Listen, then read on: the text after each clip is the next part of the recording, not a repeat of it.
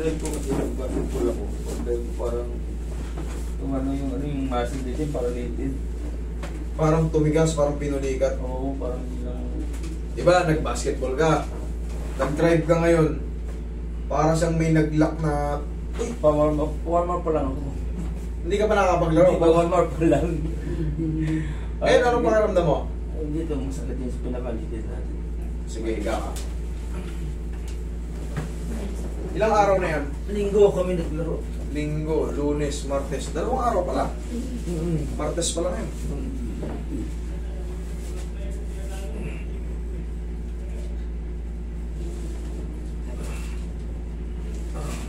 Relax mo lang. Okay. Tingin pa, Roy. Tingin konting oil. Tama pa rin ako tayo mamaya ano pa. Meron pa naman ako doon pero magkagagalaw. Diyan na kayo. Meron dyan.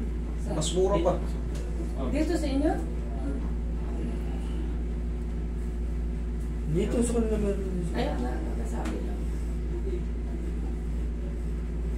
May nirekomenda pa ako dito, Swedish.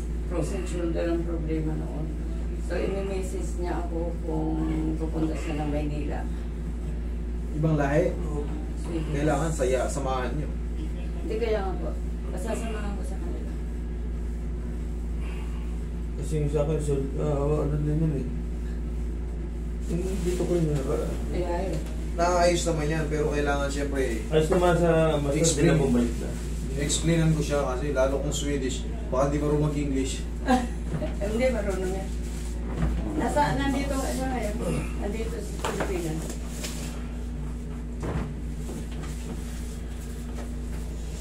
Aray!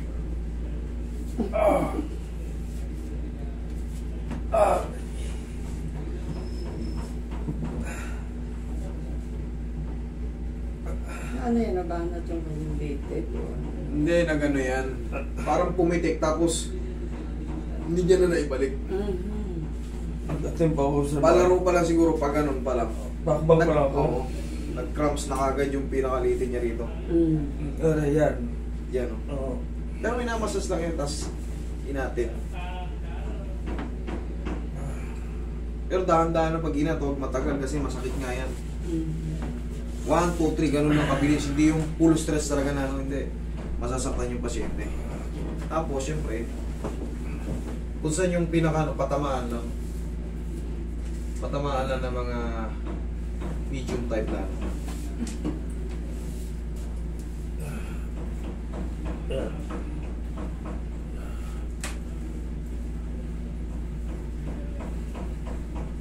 Parang gusto mong lumagutok siya.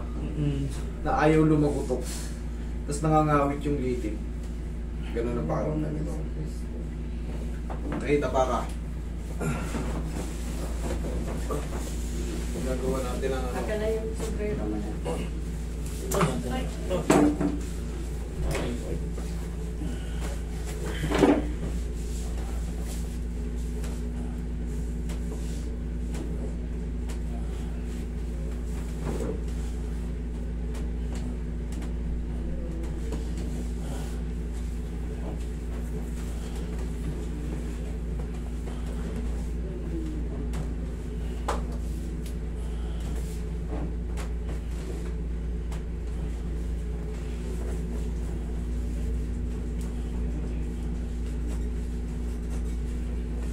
Bigyan mo na yung massage niya.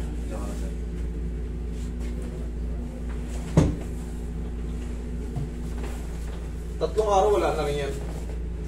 Basta na-align na. Pero pag yan nagtuloy ng lagpas pa ng 1 linggo, bumalik ka rito kahit wala kang bayaran. Okay? Ganun ako katiwala sa kamay ko. Alam mo. Naramdaman ko rin kasi yan eh. Siyempre po, alam nyo na yan. Alam nyo na kung ano gagawin. Alam ko na yan.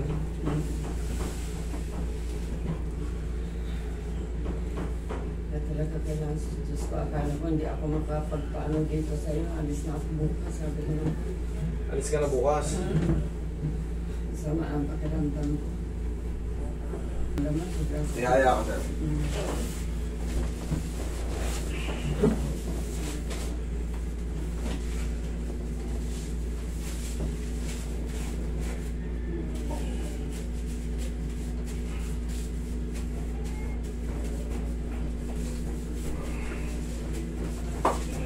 Yung pagkaiba na siguro dito kasi pag medyo may edad na hindi na nagtatrabaho. Natatrabaho. Hindi na lagi Oo. nakatambay sa bahay. Hindi ko pwede. Doon ang senior talagang nagtatrabaho, no? Ano na ang pension ko sa ngayon, 65. Pwede na ako lumabas. Okay. Sige, sir. Lakad mo.